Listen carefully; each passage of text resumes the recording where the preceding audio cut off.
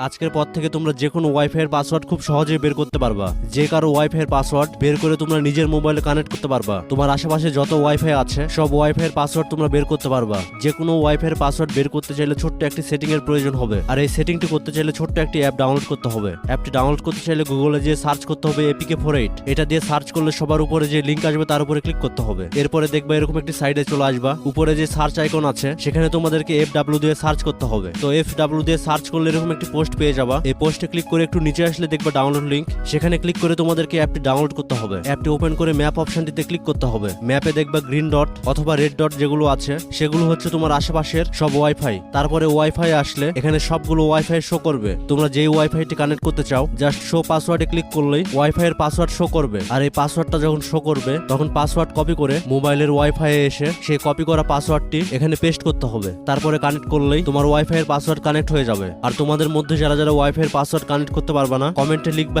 #Wifi. তাহলে পরবর্তীতে এই ভিডিওটির আপডেট ভিডিও